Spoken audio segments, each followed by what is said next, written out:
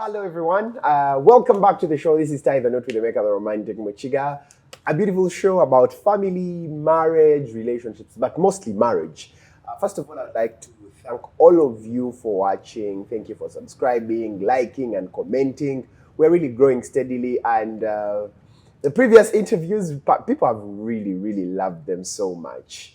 So, today, I am bringing back someone you've asked for. He was here with his wife, and they were seeking help. He wanted to go for a transplant in India, and they were telling us their story. But guess what? The good news is the transplant was successful. He had a donor, and they went to India, had the transplant, and guess what? He is okay. Very fine. He's very fine, although there are precautions that a person needs to take after such a surgery. So, ladies and gentlemen, joining me today is Ian, but today he's not with his wife. He is with his donor. His donor, who is his sister. So, ladies and gentlemen, joining me today is Ian and Nancy. Hi, guys. How are you? Hello, we're fine. That's good. Yeah. How are you doing? Very good. Welcome back from India. Thank you so much. Ian, how are you? I'm alright, thank you, Emeka. Man, you're looking good from the last time I saw you. I know, it's by God's grace, man. Yeah. That's nice. Yeah. Nancy. Yes. How is life? All is good. We thank God. All is good, eh? Yes. You guys actually look alike. Really? We are like twins. You're like twins. Yeah, we can have the same blood group, so. Are you for real? Yeah. Is it O plus? O minus. O minus. Yeah. Interesting. Yeah. All right, so Nancy. Yes, please. You are the donor. Yes. You decided to donate your kidney to your brother. Yes. How did you come to that decision? Well, it was hard, but I had to save her life. You had to save her life. Yes, please. Wow. And I had, by the time you donated the kidney to him, you had just given birth. Yes. What? Yes, I had just given birth, and it was also C-section, not normal delivery. Wow. It was very hard, because even my C-section wasn't that successful. It was the doctor called it obstructed induction. They induced and it failed. Oh. So they had to do an emergency C-section. Wow. Yeah. And they still gave you a go-ahead to donate the kidney? Yes, C-section, they don't consider it. They usually consider major surgeries they cancel major surgeries to donate, but C-section is minor. They called it a minor surgery. A minor surgery. Yes, please. Interesting. And you're just given birth. How did your partner feel? How did your husband feel? Did he feel like, man, we've just gotten married, we've had a baby, now here you are donating a kidney? What went through his mind? It was a very stressful situation, because by that time, he was also at Cancer Institute with his mother, my mother-in-law. Unfortunately, she passed. Oh, sorry. So it was so stressful. I was in and out of the hospital. I was at home with our little one. The doctors are calling me for counseling to donate to Ian. It was really stressful. It was really stressful and hard. Me, I'm trying to enjoy my time with my little one. You know, your first child. I know. I know. But then the decision had to be made. I had to sit with my partner and we talked about it. And had to make the decision and help Ian. Yeah. What role did your family play in this whole decision making? I don't think they had anything to say about it. It was my decision to make. Oh, it's you who woke up and decided that, okay, do you know what, I'm giving it my was kidney. my decision to You know what, actually? Surprisingly, I didn't even ask her. Really? No, because I was even feeling ashamed to ask her. She had just given birth. It was a tough C-section. While giving birth, she lost a lot of blood. She was actually anemic after giving birth. She even got a transfusion. So it wasn't easy for me to ask her, and she was the best match possible. I have other siblings, but some of them were already ruled out. Like my brother has had a major surgery before. He had a lung infection. So it was a major surgery. They just couldn't consider him at all. Because they say we cannot be sure that he got completely healed of that infection. And if he donates to you, it is very much possible that he can give it to you. Yeah. So it was, they said no to that one. And now I had to just sit there and wait. And you know, one time she just calls me and says, can we just go and see the doctor and see what he says? And of course, now, for example, some nurses at dialysis had told me, no, that one cannot donate because after giving birth, there is a lot of hormonal changes. She needs at least 2 years. That's what the nurses at dialysis had told me. But then the good thing is I had already gotten in contact with the urologist in India. So when I told him about the situation, he told me 6 months after delivery, she can donate. So we just waited 6 months and we went and started doing the tests. Wow. Yeah. And she was the perfect match. She was. Interesting. Of course, there were some challenges at first. I think still. What challenges were there at first? For example, I think the worst was when we first did her tests, her renal function test, the kidney test. There is a toxin called creatinine. It's the one that they use to determine the functionality of the kidneys. Yeah. If that toxin is too much in the body, it means the kidney is not performing well. It's not getting rid of it. Yeah. And her levels were higher than normal. And the doctor told us she's out of the picture. Get another donor. Are you serious? Imagine how heartbreaking that was. She was like, the doctor was just like, get another donor. So the next day, Ian sent me a message. Yeah. Telling me, don't be stressed, even if you're not going to donate. Yeah. Take care of yourself. And I started getting scared. I was like, I'm the person who was cancelling him. Now he's the one cancelling me. Then in the night, that very day, he and his wife also sent me a message. I was like, since this thing is serious, I started Googling. I became stressed. I was like, what? But then I realized within that period, that time they took that sample, had eaten a lot of meat, like on a daily basis, like for a week. Oh, I was eating a lot of meat. Yes. So that meat is the one that led those toxins to go up. Yes. So they told me to avoid red meat and eat lots of vegetables. After 1 week, we had to go back and do that test, and it was very normal. And you know, when the doctor told us, just this one is out of the picture, get another donor. Me, I in my heart, I think it was the spirit. The spirit told me, just relax, do these tests again. And after a week or two, I think, like she has said, we went back to Lancet and we did the test again, and it was perfectly normal. Perfectly normal. Remember, the doctor had told us to repeat them. But me, I just took the results back to him and he was like, okay, let's continue to the next stage. Wow. So what was the next stage? The next stage was doing more tests. The tests, they do them in phases. In phases, yeah. So you start with the most critical ones, like, for example, the very first one is ultrasound scan to make sure that the person who is going to donate actually also has 2 kidneys. Because there are people who are born with 1 and they are not aware, they don't know. Oh, wow. So the first thing they do is diabetes, then ultrasound, and echo. Then the next one, they do autoimmune disorders, cancers, this and that. Yeah. And you guys didn't have any cancers? Wow. She's actually very healthy. That's nice. Yeah. In fact, I remember the doctor told her, for you, don't worry. Even if you don't donate, you're going to benefit from this. How is she going to benefit? Because she will know the overall standing of her health. Of her health. Yeah. Wow. That's nice. Yeah. All right. So Now let's talk about the whole money issue. So from the last time you were here, all I remember, man, people asked for your numbers. Yeah, Guys that's asked for your numbers, and they're like, "We are sending the money." So did you finally get the whole amount of money? Yeah, we did.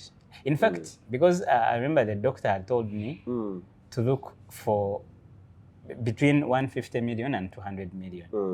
And the sure thing is we got I figured in between that bracket. That bracket, yeah.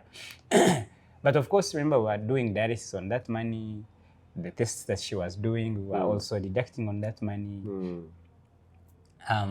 Even like flights, tickets, this and that. So eventually, we ended up with a figure that's lower than 150. But the good thing is, now through my my best man had taken his child to India for a bone marrow transplant. So he had made friends there. So he was able to give me a contact of one of his friends. So that guy helped us look for a not very expensive hospital and a good one, of course. And I can attest, by the way, it was good hospital. Yeah, they have very perfect health care. And they were not as expensive as we had, anticipated. Yeah. So we were able to get the money. Let me tell you, Emeka, I saw the hand of God when we were looking for that money. Because I surely can tell you that the biggest number of people who donated, I don't know them. Wow. We had a WhatsApp group where we kept putting the money. For as long as we received, we just recorded. And of course, some people, their numbers are not in their names. Some people send from Airtel to MTN, so you don't get the name. You don't get. So we had unknown 1 million, unknown 500K, unknown, like you don't know people. And man, people sent money, like for sure. That is the time I learned that Ugandans are really generous. Yeah. Ugandans That's are something so I didn't generous. expect from Ugandans. They are so generous and they are kind. A lot of people reached out. There are some people, of course, who are not able to donate, but they reach out and tell you everything will be fine. Some people have gone through the same thing, reach out and tell you it will be fine. It will be Don't fine. worry. All will be well. And I am telling you, I got a lot of encouragement. I got, people would meet me and I am okay, I am laughing. People would come to visit us, to encourage us. Then by the time they leave, they would tell us, we had come to encourage you, but you're the one who is encouraging us. Yeah, so surely it was very, very amazing. Wow. Yeah. Wow. All right. So let's talk about the whole process of traveling. So you left here, was it in November? Yeah, we left in November on 7th. Yeah. Of course, the three of us, all of us had never traveled before. Yes. So it was, there were nerves here and there. But I got briefing from my best man, because he's traveled over and over. So he told me normally how the thing goes. And it is almost the same thing at every airport. Almost the procedure is the same. Yeah.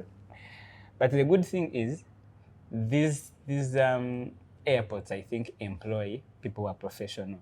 So, for example, you reach because we connected from Sharjah, United Arab Emirates. Yeah. You reach there. As long as you find someone who has a tag, you can ask them. I'm going to New Delhi. Then someone will actually walk you to the terminal where you're supposed to be. So that's how easy it was. Yeah, we left on 7th November. We arrived in India the next day. Yeah. The next morning, actually, we arrived at 3 a.m. Yeah, the hospital organizes a cab for you, so they picked us from the airport, and they had already booked for us a place where we would be staying. So they took us direct to that place. Yeah. Yeah. So it was smooth. Yeah. So Nancy, did you travel with your child? Yes, I had to. Did they give you a caretaker? No, we had Ian's wife, so she was going to she was the one helping out. Yes. Yeah. All right, so let's describe the whole transplant process. Where did it begin? Because I remember when you guys had traveled there, your wife had told me that that transplant was to happen, I think, before Christmas, 24th. Yeah. Yes. So supposed. But In fact, it ended up not happening. Yeah. In fact, before traveling, they tell you we only need about 2 to 3 weeks to prepare the documents. But the fact is, India is very cautious because they tell us there are a lot of people who come in to do transplants that are illegal because it is illegal to sell a kidney. It is illegal. So they tell us people come in from those neighboring countries. Of course, I cannot mention the countries. You can't mention them, yeah. And they have fake documents. So they have put a lot of precaution to make sure that when they are going to do a transplant, it's actually a relative, a very close relative who is donating. Because in a case of a close relative, they are sure that this is just a donation. It's out of love. It's not motivated by what? Money. By finances or money or whatever. So that precaution results in the delay. Because now you reach there, sometimes they ask you for some documents that you have not traveled with. So we have to call home. We have to process those documents. Then they have to be sent over. And sometimes they take some time. Yeah. Now, in India, they also have a medical board that when the hospital is done preparing your files, the hospital prepares a medical file and a legal file. A medical file has her results and my results, our health status. Because even me, they have to make sure that I am fit to receive an organ. Yeah, they don't want to waste an organ. Then they have to make sure she is able to donate and live with one kidney perfectly well. In fact, we were so surprised. They take care of the donor more than they take care of the recipient. Really? Yeah. Wow. Because she's done this out of love. They don't want her to experience any issues. Yes. Yeah. So then the legal file has how we are related. These people even ask you for pictures of you growing up together. From when you're little. From when you're little. Yes. So they would ask for pictures even when you guys were young. Because they want to make sure that you guys grew up together, like you know each other, you have a relationship. Yeah. Yeah. So they ask you for different documents. Now for her, she has to bring documents that show that her parents have agreed to the donation. Her husband has agreed to the donation.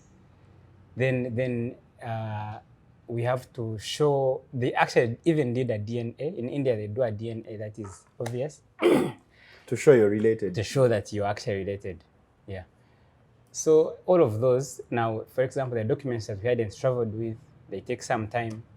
Then after we had prepared all those documents, now the medical board, the chairperson of the medical board lost a father, something like that. Of the hospital, So he had to be on leave for some weeks. Yeah. So that is what caused the delay. The delay. So wouldn't that delay like affect your health in a way? Now it did. It reached a time and took a toll on me. I was frustrated. I started even getting scared. But now, throughout that time, it is her who actually encouraged me. Wow. Because a lot of times I would be feeling stressed, feeling bad. But whenever I talked to her, she was always strong, always, telling me it's going to be fine, it's going to be fine, it's going to be done.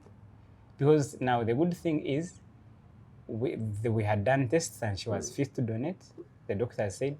Now after doing those tests, we get clearances from different specialists, cardiologists. She has to see a gynecologist. She has to see a therapist. Very many of them. So all of those look through the Doctors results. from different departments. They have to look through the results and say, she's fine, he's fine. She's fine, he's fine. Wow. Yeah. All right. So describe the whole transplant process when they told you now that transplant is here. Now I think our meeting with medical board happened like 3 to 5 days before. I don't remember the exact day. It happened like on Thursday. It On was like Thursday. Yeah. So on Thursday we went there, and the medical board is made up of, was it 4 people? There were, I think, 4 people. Yeah. So there is a doctor, there is a judge, and maybe some other people. Yeah, because the judge has to but when you reach there, our legal file is also notarized. They have to put that stamp of the lawyers. From there, from the India side, yeah. And actually, they are recording all Hey, of the they process, record. They record the whole process. Even at the hospital. When Even you're the doing, transplant is recorded. No. Eh. like counseling sessions. Counseling yes. sessions. Because now they sit her down. By the way, they tell her things, and if it is someone who is weak-hearted, they can say, I am no longer interested in donating. Like which things? Give us an They tell example. you the how do they call it? The pros and cons. Yeah. Yes. They tell you you may be in the surgery and then you overbleed, or maybe the knife cuts Aye. a different organ, then they go another part, then infection, a lot of things. And they actually tell her, you are aware that you're going to remain with one kidney? She says, yes, I am aware.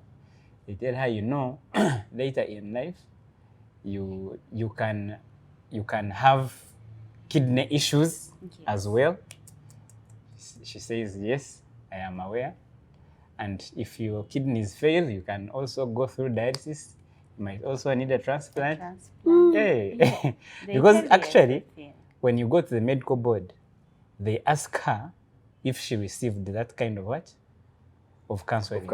So if the hospital hasn't told her, the medical board will not sign off the transplant. Yeah. So we go to the medical board on a Thursday. That is the New Year's 2025. The first week of January. So it takes a really short time. They Like ask you 20 minutes. The transplant. No, the meeting with the meeting. medical board. They ask each one of us, me, her, my wife, the caretaker, and her. They ask each one of us. Of course, they want to make sure all of you are sane. You know what you're doing. State your name. Of course, for them, they are reading through the file. Your name, your address, your parents, and the reason why you are in India. Then for her, after me and my wife have to move out, then they ask her, is this donation financially motivated? Did you receive give you money, jewelry, property? Because I think for them, jewelry is really valuable. Yeah, Valuable, they yeah. have some nice So I think some jewelry. people pay with jewelry, something like that. Yeah, they expensive have gold. jewelry. Yeah. So they had to ask her, did you receive like jewelry, property, or money, this and that? So if someone has received and it slips their tongue, or maybe they detect it, then the transplant is off. So they signed us off, and after signing us off, the fact that we had already spent a lot of time waiting, the urologist said we should be scheduled for Monday. So the meeting was Thursday. We were admitted on Sunday. Yeah, on Sunday morning, because before the transplant, I have to do a dialysis session. I don't know, maybe it's precaution. Yeah, so I did my last dialysis on 5th January. Yeah, I did my last session on 5th January. And now, after that dialysis session, I do not see them again. I don't go back to the ward. They have a special section for kidney transplant. It's a kidney transplant unit. That's where you stay. That place is I don't know how I can describe it, but it's very secluded from the rest of the people. It's only the doctors who go there, and the nurses who are taking care of you. You go through like 3 doors to reach that room. Yes. Wow. And actually, when even the last door, you do not enter it. The last 2 doors, you don't enter them. You stand You outside. stand outside. They open for you. You speak to me. So I was very valuable, my friend. Wow.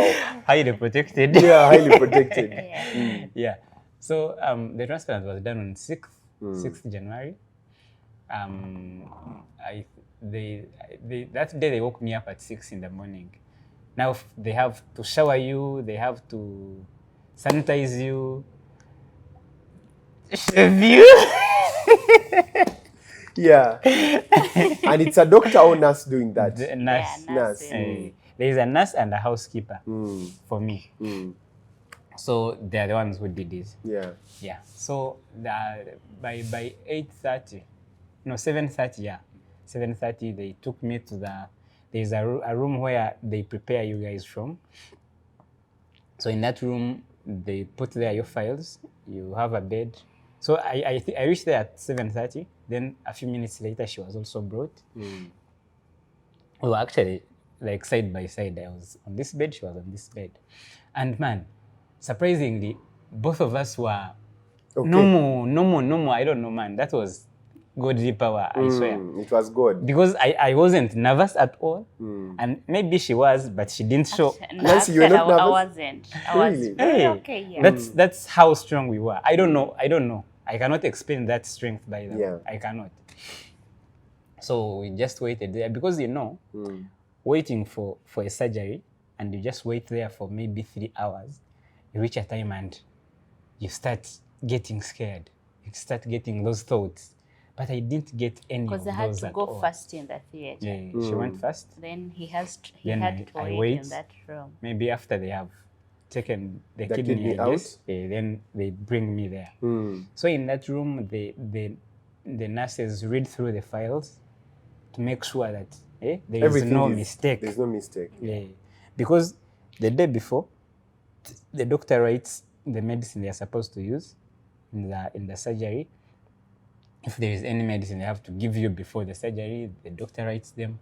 So in that room, they monitor your blood pressure, they monitor your oxygen intake, your heartbeat, everything, to make sure that you are really fit for anesthesia. Yeah. So she was taken first.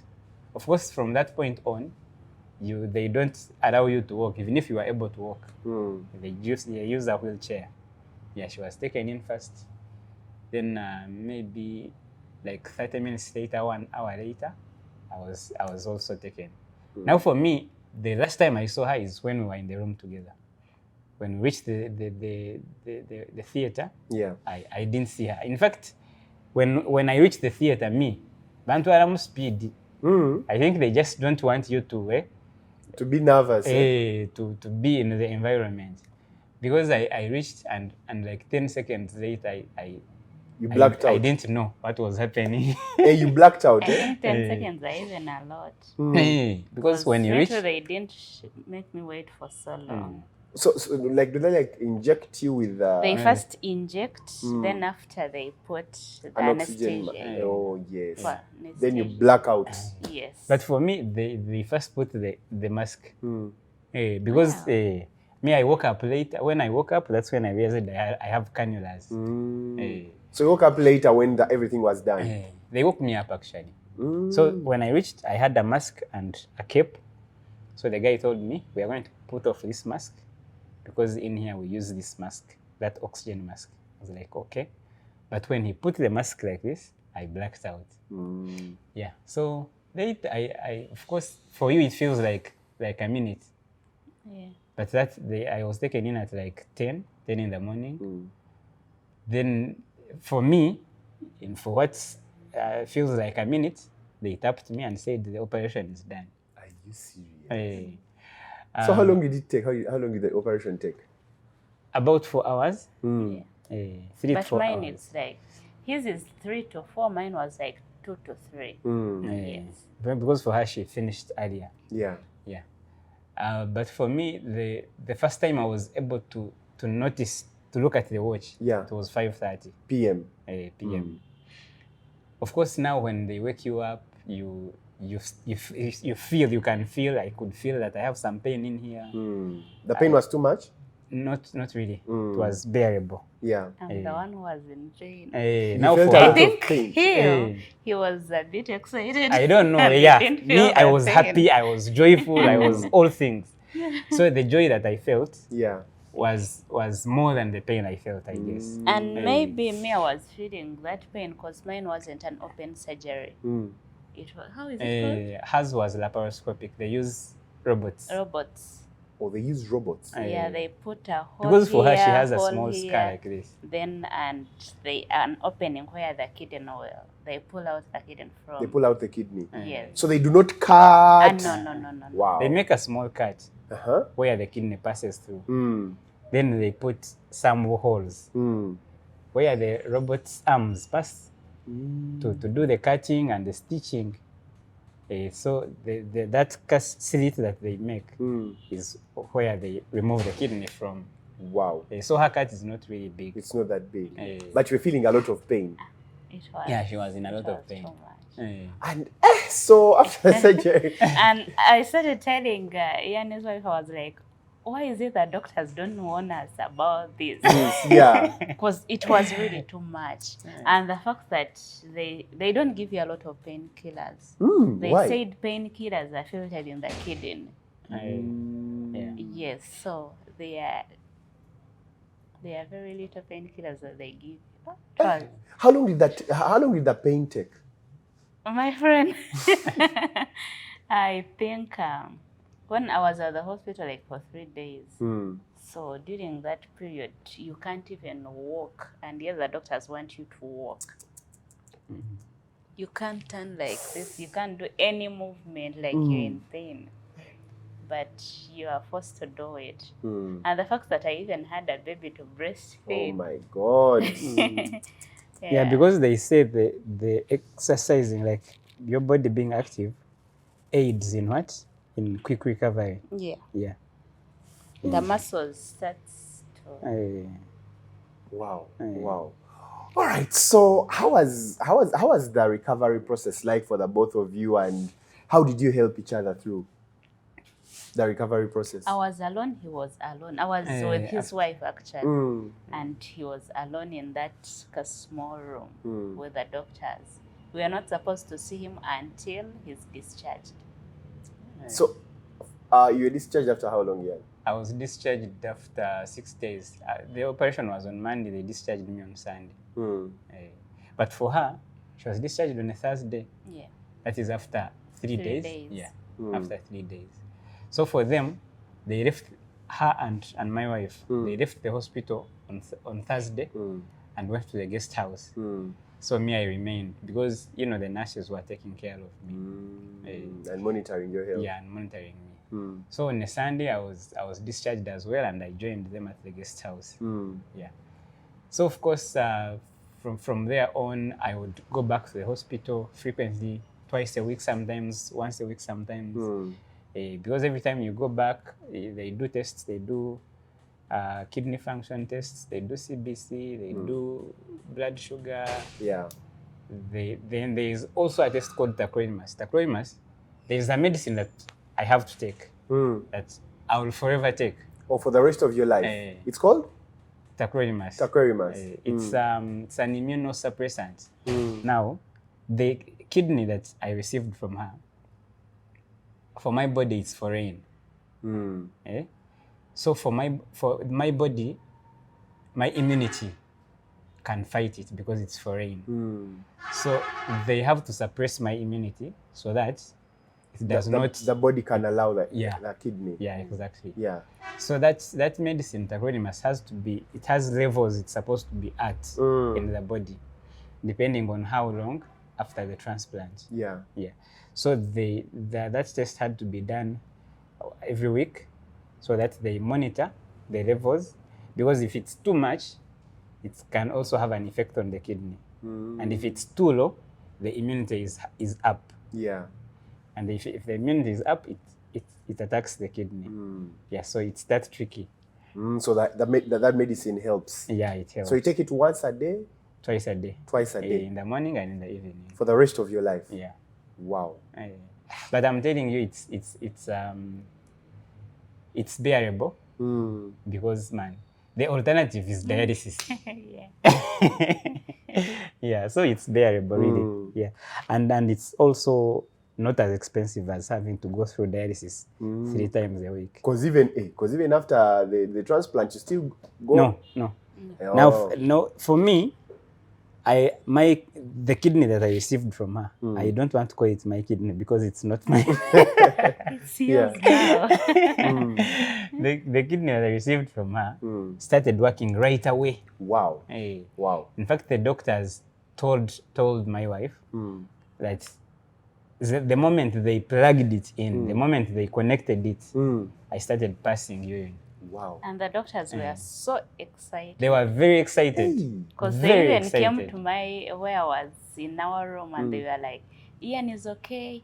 He passed 7 liters of urine last night. Wow. His creatinine 17. is very normal. I passed 17 17. Yeah, liters 17. of urine in 12 hours. In 12 hours. Which was not common. Yeah. They were very happy. Yeah. So of course now the body is getting rid of all the water that you already had. Because even dialysis itself does not drain all of it. So now the kidney does what? Does the draining. Okay. So it started working right away. For there are some patients who are unfortunate, the kidney doesn't start working right away. So even after the transplant, they do dialysis. But for me, it started working right away. It was already perfect. Nice. Nancy, how was your recovery process like? I mean, the pain is too much. You have a baby to take care of. And I had Ian's wife. She was doing a great job. And the nurses as well. So it was really hard. Very painful. But I managed. We managed. You managed? Yes. Wow. And so when did you come back? When did you leave India? I think, was it after 2 weeks? it was, she came back, I think, 22nd. I was actually tired of India. I was starting to get Wait, depressed. all of us were tired. You were starting to get I depressed. would even go in the bathroom and I start crying. Man. Because I think the major challenge that we faced is food. After the transplant, we failed to eat the food. Because I think even we were getting tired of rice. Rice every day. Rice chicken. So we got tired of the food. We failed to eat like at all. At least me, I would try. But for her, she would vomit. And remember with the wound, scar. with the scar. You vomit and you feel like everything is going to pour out. Jesus Christ. Wow. So the doctors cleared you to come back. Yes. Yeah. And so when you came back, how has life been? How has life been ever since you came back? I want you to describe how is your brother's health? How is your health? Let's start with your health. I'm actually very normal. No complaints at all. At first, I would feel like something is missing. You can actually feel it. You can feel like a void. You feel like there's an empty space inside you. Wow. Actually, here at the back, because that's where the kidneys are. I can feel like it's empty. Really? And when I'm standing, I feel like this side is not really supported. There is something really There's missing. something missing. Yeah, But so you feel that's why pain? I was wearing that belt. Whenever I wear that belt, it supports me and I can even carry the child. Yes. Wow. But then with time, I healing, and I wasn't given any medicines actually. Not even antibiotics. I took them like for 3 days. Yeah, then after others, they were, how are they called? Like multivitamins. Multivitamins. Yes. So now I'm okay. Now no complaints at all. You no longer feel the space?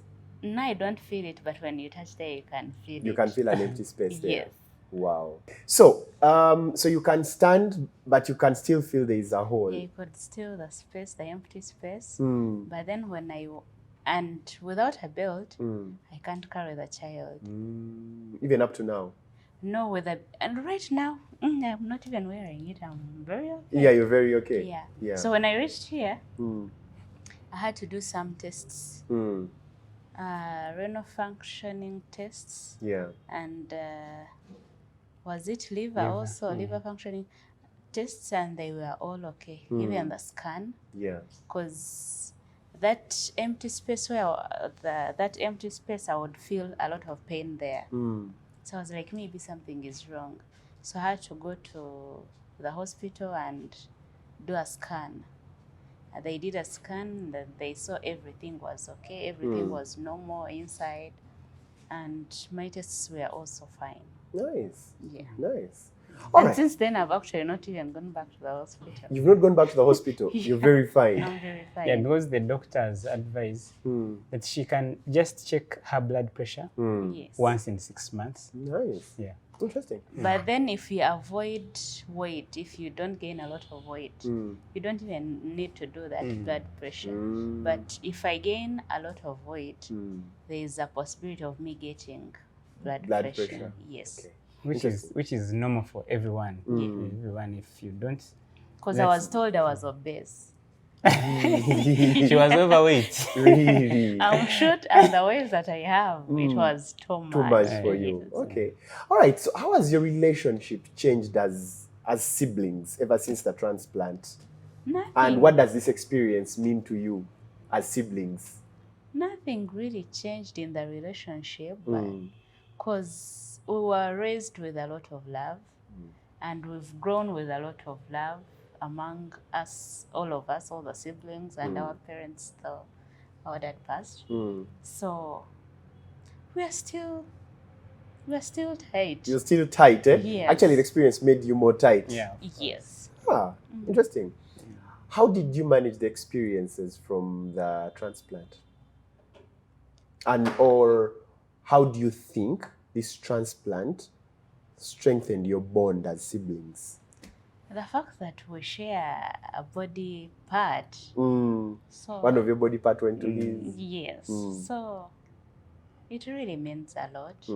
And seeing this guy fine, it also makes me happy, really. Yeah. Interesting. You know, for me, I remember recently I was jazzing my wife.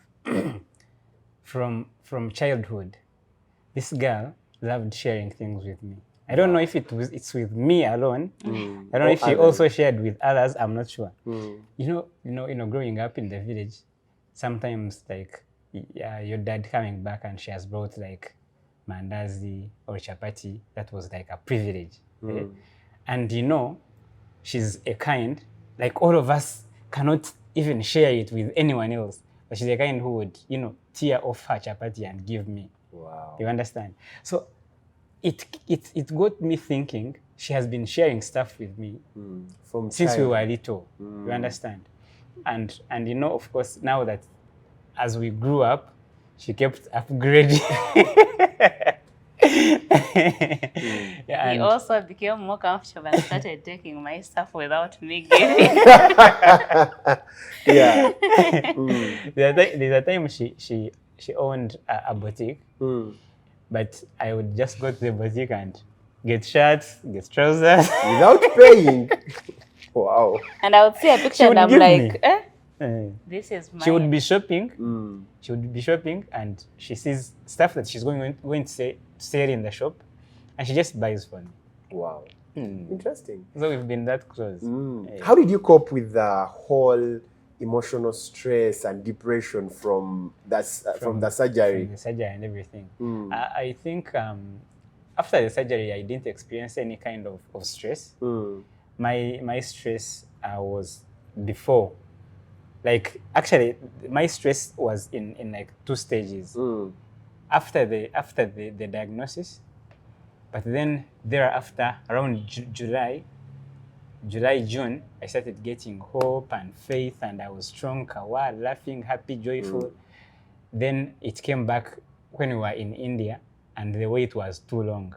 You understand? It was really too much. And of course, you know, the biggest stress is, first of all, you traveled with less money, and now you are doing dialysis, paying for it, and the rent, those ends was too expensive. You get. So now those were the kinds, but every time I would be reminded that I haven't gotten this far by myself. I always reminded myself, this has been God, you guys. If it had been you, you wouldn't be here even. Yeah. I remember one time I told my mother, this is God for me, Ian, to be receiving treatment in India. Yeah. Eh? Like honorable ministers of government. You understand? I told her this is good. Because if it's not good, man, I cannot even manage even Molago itself. Molago, You understand? Yeah. All right. So, Ian, what have been some of the most challenging moments, and how have you been able to overcome them? I think maybe the biggest challenge is knowing that you'll do what? You'll be taking this medicine for the rest of your life. Of your life. Yes. But of course, again, you know it doesn't compare with doing dialysis. So you're like, it's kawa, it's all right. I can handle this. And of course, the doctors tell you it's not easy because kidney disease is a lifelong journey. You never let down your guard. Like for example, right after the surgery I have been in quarantine, actually, I should say. Yeah. It's just recently that it started to relax. You don't have to go to crowds. At least 6 months without being in a space of very many people. I haven't been able to go to church again. I haven't been able to go to sale. Yeah. I have to put on a mask at all times. For 6 months? Yeah, for 6 months. No, a mask will continue. Yeah. Depending on the environment that I am in. Yeah. Yeah. So, but of course, those are just precautions. Yeah. You know, and the fact that we had already faced COVID, so these are things that I am kind of familiar with already. Yeah. Interesting. So they cannot be really stressing. Interesting. Yeah. Nancy, any challenges you've faced and how you've been able to overcome them? There is nothing really. Everything is okay. Everything is okay. Back to my normal life. I've even started working. Yeah. Okay. And how has this experience impacted on your perspective on life and health and family? Things you look at and you're like, what now? I think generally, I have started being so cautious. I am looking at things that we are supposed to normalize, but we are not normalizing them. Like which things? For example, getting medical checkouts. You understand? These are things that we as Africans maybe, okay, let's say Ugandans. We underlook them. We underlook them. We just take them for granted. I have friends, for example, who have told me they were diagnosed with diabetes. They have diabetes, but someone still takes beer. You serious? You understand? Hey, so like we are kind of reckless, reluctant, I should say. And now, for example, on health, things that we should normalize, for example, being cautious. For example, at sometimes we have a meal without even washing our hands. You understand? You're just passing in the market. You grab a mango without washing it. You just eat it. You get. But we are blessed that our bodies can fight all of that. But now for me, those are things I can no longer do. I don't have to eat cold food. I only eat the food when it's still hot. Yeah, because my nutritionist told me food is the number one thing in catching germs. For as long as it gets cold like this, germs start flying in. Yeah. Wow. Nancy, how has this whole experience impacted your perspective on health, life, and family? Yeah, as Ian said, we should learn how to be cautious once in a while. I know sometimes we'll be complaining that but once in a while, maybe once in a year, get that common and go to the hospital, get checked. Yeah. Because if it wasn't of Ian's medical checkups, that creatinine was also going to affect my kidney. That's too much of red meat. Yes. Yes. So if it wasn't of Ian's medical checkups, I would also going to be in the same situation. In the same situation. Yes. Wow. Guys, so any advice to people out there going through such? Nancy, let me start with you. Any advice to a donor? To a donor out there who wants to help their loved ones, I would advise to go for it. The process is painful. Yeah. Making the decisions, first of all, the decision is not very easy, mostly when you're married. Because some men would, some man wouldn't allow you. But yours allowed? Yeah, he did. Didn't he like have some second thoughts? No, he didn't. He didn't. Yeah. The second thoughts were On the this baby. one, me going with the baby, Yeah. and the fact that I'll be sick. Sick, yes. Yeah. But then he was okay with it. So I would advise to help the loved ones. Most people in Molago, they are really going through a lot because families are not ready to donate. Yeah. The money they can get, but the donor is the problem. So there are no side effects at all. Me, I'm okay as a donor. I think, yeah, they should really help the families. Now, there are very many people that have told that I donated a kidney to my brother. And they call me names, stupid. Why would you do that? Yes. There's a gentleman that really pissed me off, and I was like, I asked him about his relationship with the family, and he was like, it's not really that close. I'm not close to my mom, my brothers and sisters. We don't really. I was like, that's the problem.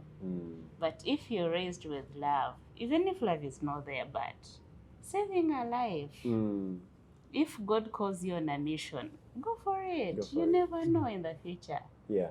In the future, your kid may also be going through the same thing, God forbid, and someone else won't help because you refuse to help the other one. So he's going to help yours. So help them. Interesting. Yeah. Yeah. Your advice to people out there going through?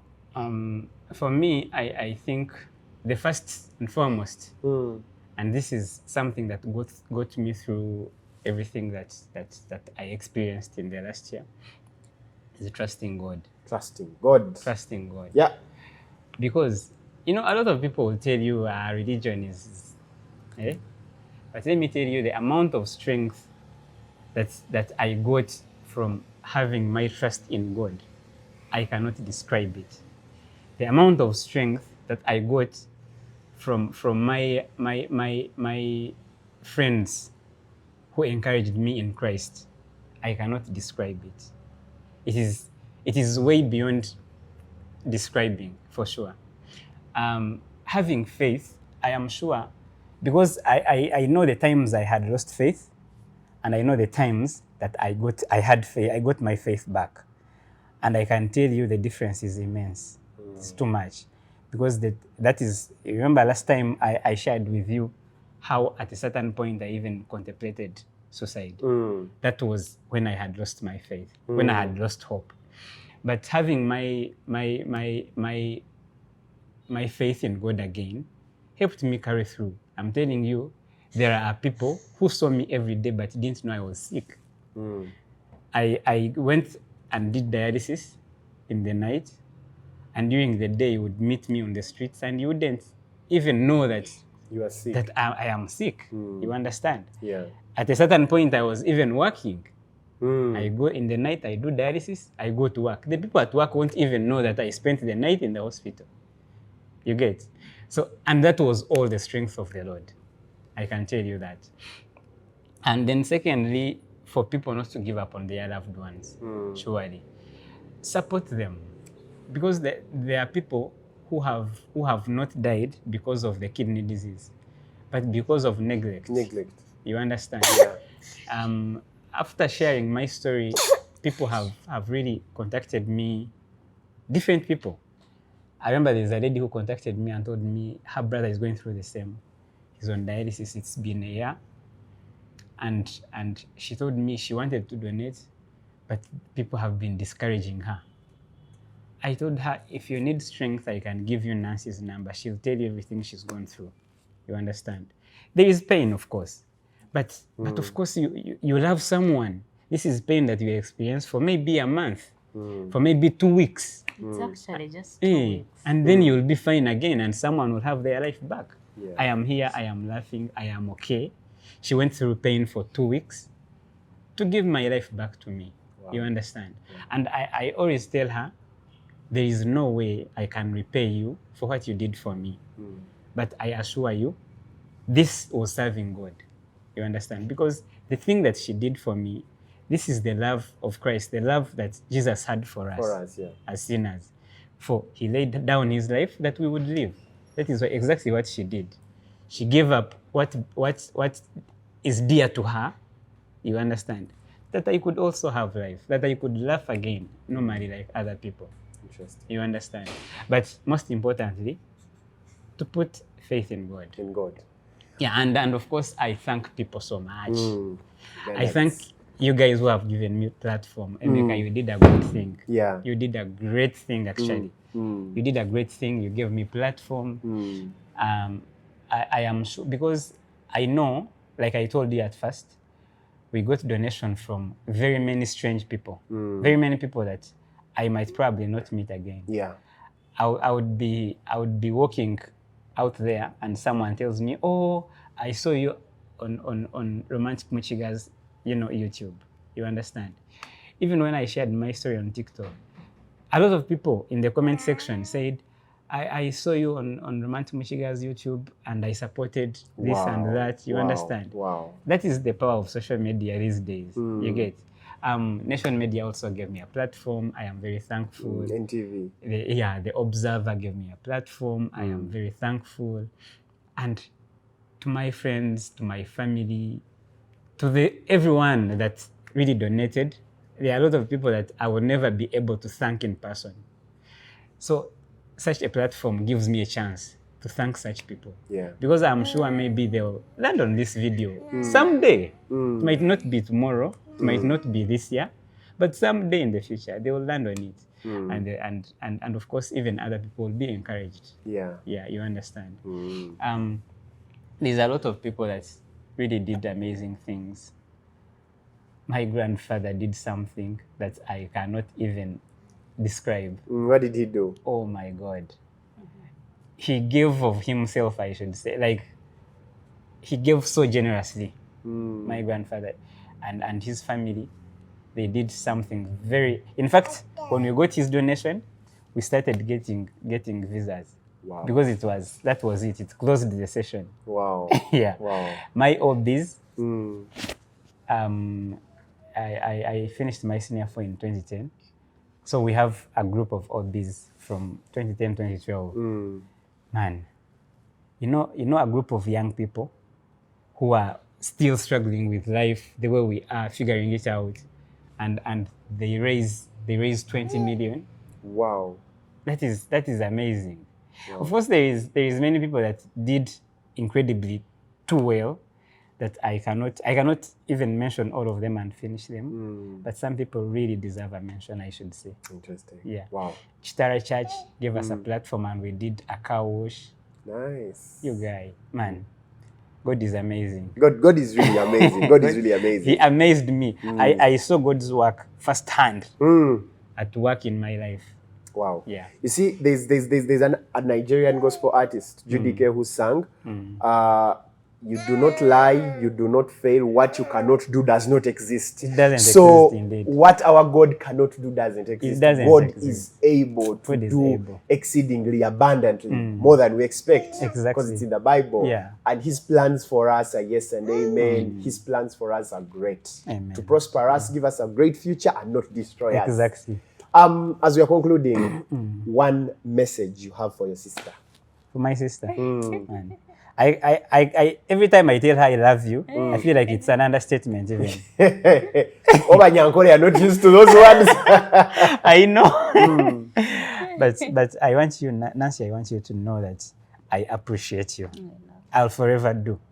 And like I told you before, what you did, you might not receive the results right now, but I am sure God is going to come through for you in one way or another. You know, a lot of times we think that that if I give of money, I should expect money. Money, back. That if I give, I should be the one to receive the what? The reward. But sometimes you could receive the reward in your daughter. You understand? Yeah. You could receive the reward in your grandchild. So I am sure God noticed that and is going to pay her for it.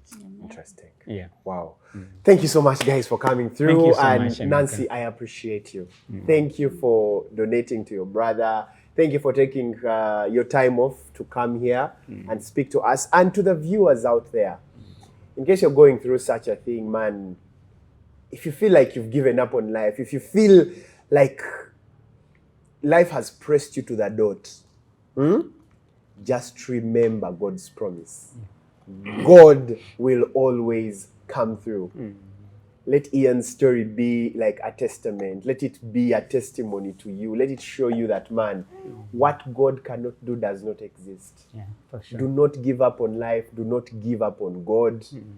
Just keep on reading the word. Keep on praying. Keep on having faith. This is a story of faith. You get? This is a story of faith. A couple of people are doubtful, but don't be doubtful. God will always come through. Just surrender to Him. Thank you so much, Ian, for coming through. Thank you so much, Nancy, for coming through. Thank you and so much to the Ugandans who gave out, thank you so much. Thank you so much. Ugandans have a really, really great heart. Yeah. And when you go back, greetings to your wife. Yeah, you Send will. our greetings to your wife. I Tell will. her we really appreciate her. Yes. Yeah. And guys, that's been it. That's been it. Thank you so much for watching. This is Tie the Knot. Continue liking, subscribing, commenting, sharing. That's been it. God bless you and bye. Thank you.